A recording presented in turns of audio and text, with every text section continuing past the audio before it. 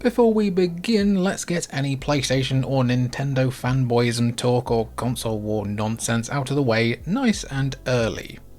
Firstly, I'm 32 years old. Give me something for the pain and let me die. And also here's a sealed copy of the classic Mark Echo's Getting Up Contents Under Pressure with a CD DVD featuring tracks co-produced by Diddy. Here's a slipcase containing all my copies of Too Human, and here's Galleon. Okay, now that that's dealt with, being a fan of Xbox hasn't always been easy. Xbox has made frequent and almost catastrophic blunders over the years that have cost them huge in the long run. And we're still waiting for the fallout of other decisions to really bite the big green brand in the arse. With the recent news that Microsoft is shuttering a bunch of studios, including the award-winning Arkane Austin and Tango GameWorks, we've decided to look back on some of Xbox's biggest mistakes over the years. Quite frankly, looking at all of these errors in one list, it's staggering how Xbox has been able to keep going over the year. Oh wait, yeah, the trillions of dollars of Microsoft money. That helps. Here are the biggest Xbox mistakes of all time. Before we begin though, we just wanted to let you know that you can become a member of our flock for just $1 or quid and get your hands on a YouTube video early every single month. And it also helps us feel very, very nice and cool. Right, it's time to grab some ghoulies. 1. The Xbox One, just in general.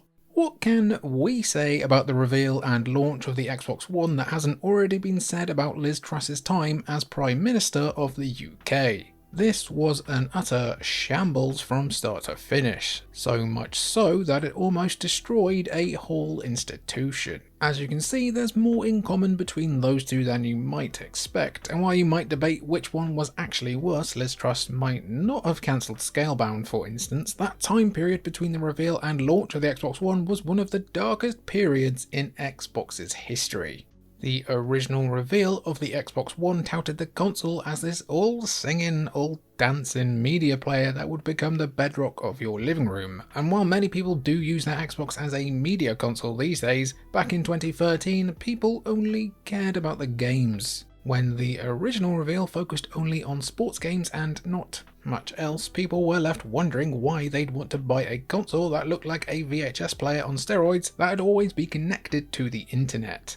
Circle around to launch and the paltry selection of games plus the forced inclusion of a Kinect that nobody wanted, and Xbox One had a disastrous time despite a very fast launch, but the Dreamcast also had a very good launch before slinking off into the sunset. R.I.P. Dreamcast. No wonder then that head honcho Don Matrick was given the boot pretty swiftly afterwards. We actually did a pretty good video back in day on all the games featured at this bonanza of shittery that fewer people watched than bought copies of Kill the Justice League, so go give that a watch, please. After the launch of the Xbox One, many were hoping that business would pick up for Xbox as the studios would start to release more games that actually get players excited for the brand. Then those games like Fable Legends or Scalebound would be cancelled, while games such as Sunset Overdrive, Quantum Break, Crackdown 3 and others fail to set the world alight. Sunset Overdrive rules though, go play that. Even established hitters like Halo and Gears of War struggled on the Xbox One. The less said about Halo 5 Guardians, the better. Number 2, always online, always bad PR.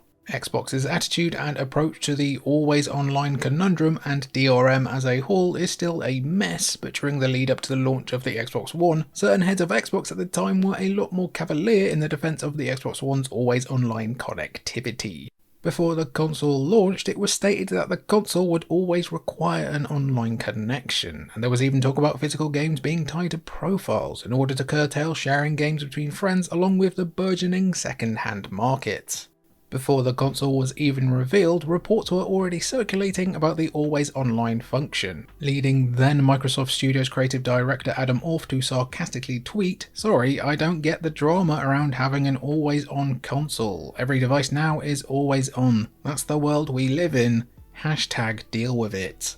After receiving a massive backlash online, Orff would resign from Microsoft 4 days later. But wait!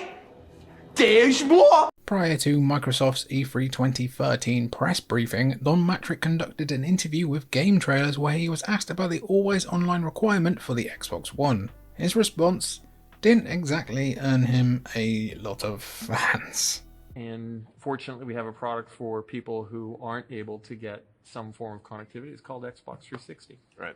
So stick with 360. That's your message if you don't like it? If you have zero access to the internet, that is an offline device. I mean, seriously, when I read the blogs and thought about who's really the most impacted, there was a person who said, hey, I'm on a nuclear sub. Right. And I don't even know what it means to be on a nuclear sub, but I've got to imagine that it's not easy to get an internet connection. Excuse me, what?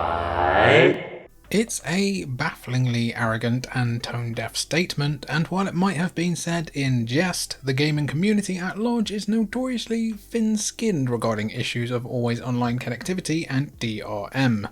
It's a communications blunder on a massive scale that further eroded trust in Microsoft at a time when they were in desperate need of a win. No wonder Don Mattrick left Microsoft to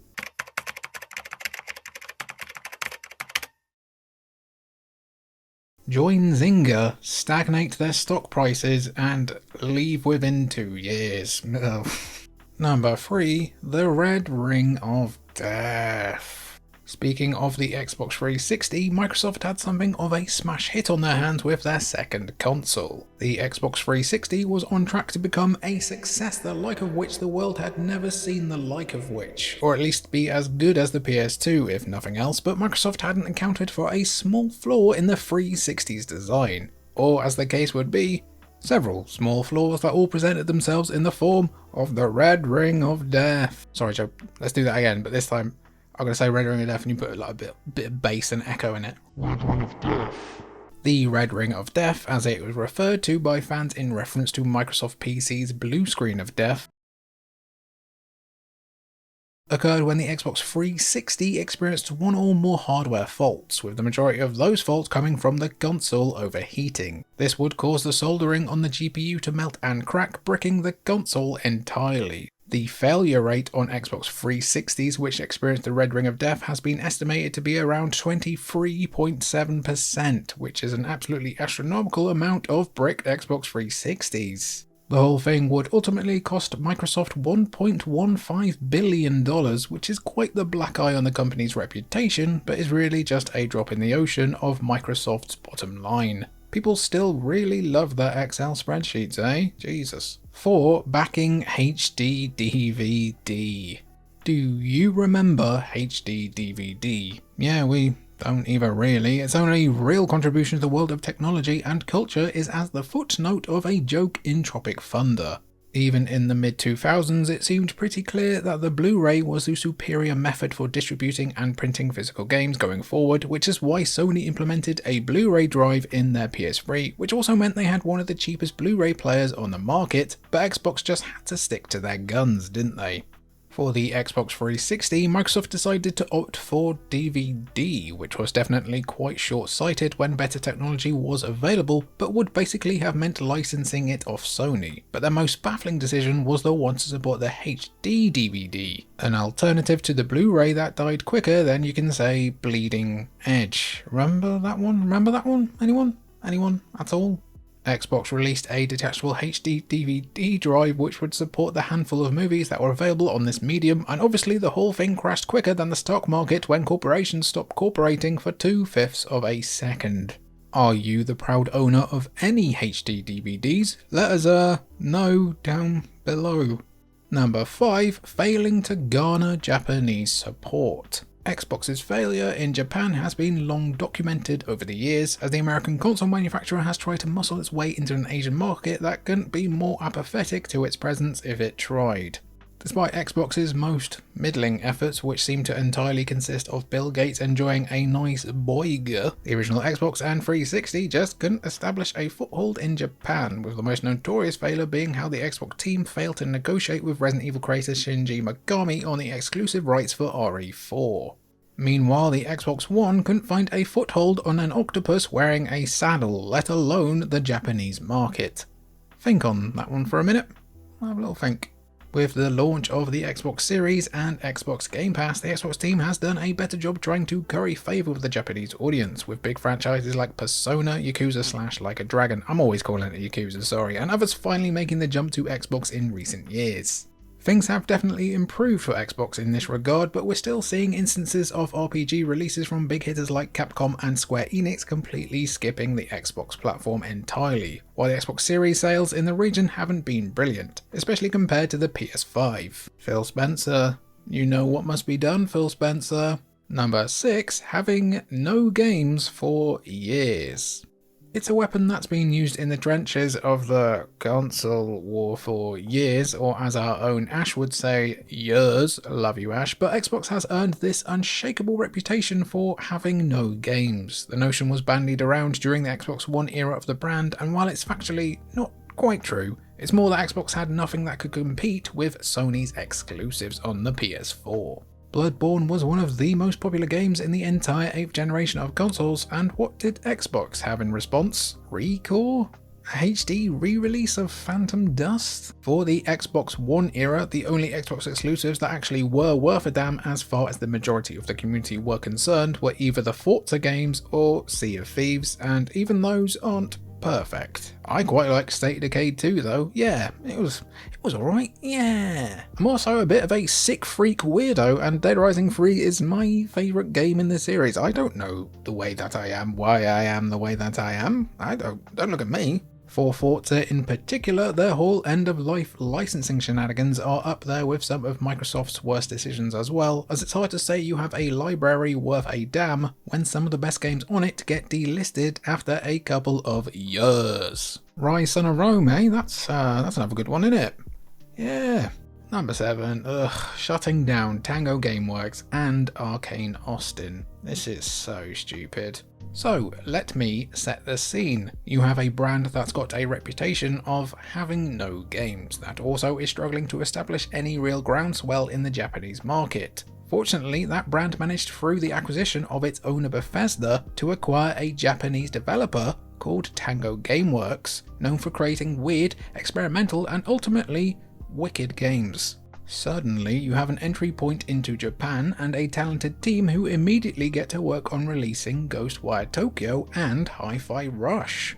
Now then, you have a gateway to a new market and some top shelf games in your library, so how do you capitalize on this? If you chose shut the entire studio down suddenly despite the fact that Hi-Fi Rush won dozens of awards and you yourself publicly praised its success, then congratulations! You're probably qualified to be an Xbox executive. Here's your fancy new hat and a 12-month Game Pass subscription. The closure of Tango alone is damning, but the loss of Arkane Austin too in the same breath is absolutely crushing. The folks there might not have nailed it with Redfall, but those who followed the team since Dishonored and Prey know that their wheelhouse is in Sims. Seemingly completely neglecting to support them on a co-op FPS game seems like a mismanagement of resources from the top brass, and then closing them down at the first opportunity without even letting them redeem themselves feels borderline spiteful, but again, we're not Xbox executives. We certainly wouldn't close two of the best studios around today to put more money into Fallout 76, let's just say that.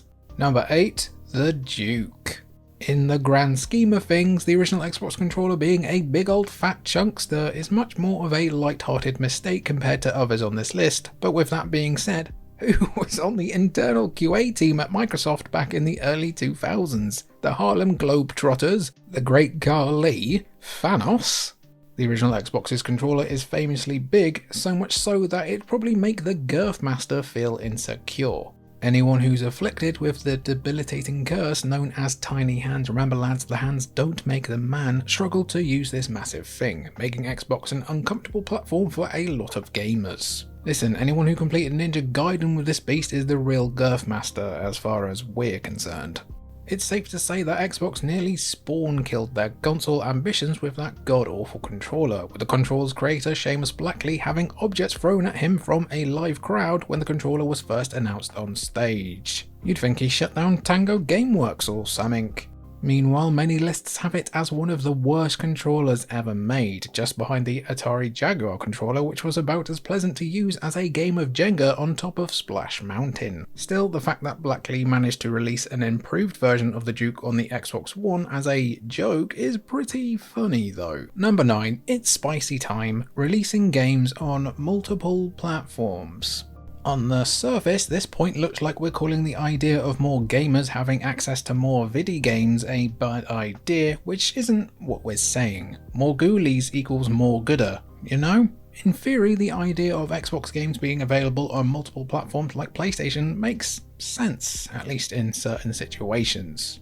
Sea of Thieves is a multiplayer game that's been around for 6 years now, so an influx of PlayStation players would help the game thrive to reach a decade at least. Smaller AA games that wouldn't earn huge amounts of money like Hi-Fi Rush should make sense to launch on additional platforms to help recoup development costs. But apparently that still won't stop the studio from being shut down, so what the hell do we know? The point is, Xbox isn't necessarily wrong for wanting to bring games to PlayStation, but it seems like they're about to go into overdrive. Reports of Xbox exploring the idea of porting pretty much every game in their portfolio to PlayStation has emerged, and while we don't know if there's any truth to it, the mere idea of it is plausible enough, and that's crazy.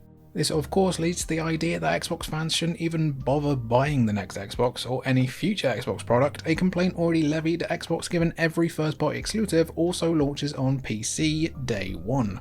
If those games are also going to be available on PlayStation or Nintendo consoles, there's really not much of a point in owning an Xbox unless you're on Game Pass. Has Game Pass been a bit of a mistake? I think that's a topic for another day. Microsoft is just completely killing off the Xbox Series already, and they'll get nothing in return either. Do you think Smash Bros or Spider-Man are going to be available on Xbox anytime soon? Not likely, but we're about 2 steps away from Master Chief wearing blue instead of green. Number 10, buying Activision Blizzard King. A not especially nice $69 billion, especially when people are dying, is a lot of money to be throwing around, and what have Xbox had to show for the much challenged acquisition of ABK?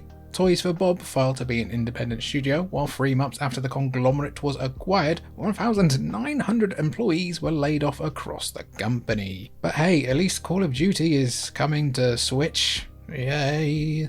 That's surely worth nearly 2,000 people losing their livelihoods in an industry where employees have been dropping like flies. This came after Microsoft announced layoffs in 2023 that affected 10,000 people across all sectors, despite the fact that Microsoft is valued as a $1 trillion, again, $1 trillion company. Apparently having more money than most countries in the world isn't enough when some shareholders decide they want an extra digit next to their share prices, and it's always the common worker who has to deal with the consequences. So you will excuse us for being nothing more than totally apathetic when Uncle Phil takes the stage next in his freshest Reeboks to talk about how Xbox is empowering the next generation of gamers to get on in gulags. Just cause he wears cool shoes, he's not your mate. The point here is that when the acquisition of ABK was announced, some people lauded it as part of Xbox's plan to increase their library and diversify their portfolio, while others considered it an indicator of Xbox's plan to create some kind of monopoly of gaming studios. The reality of the matter is that there was never a plan. It was just a $69 billion gamble on taking the Call of Duty shaped golden egg away from Sony, and now thousands of unfortunate employees have been forced to pay the cost. But hey, maybe we can get Master Chief in Candy Crush now. And that was our video looking at some of the biggest Xbox mistakes of all time. If you'd like to see us do the same for Sony and Nintendo, be sure to let us know down in the comments down below, and also be sure to check out our membership while you're there. I've been Jimmy for Cultured Vultures, and thank you for watching.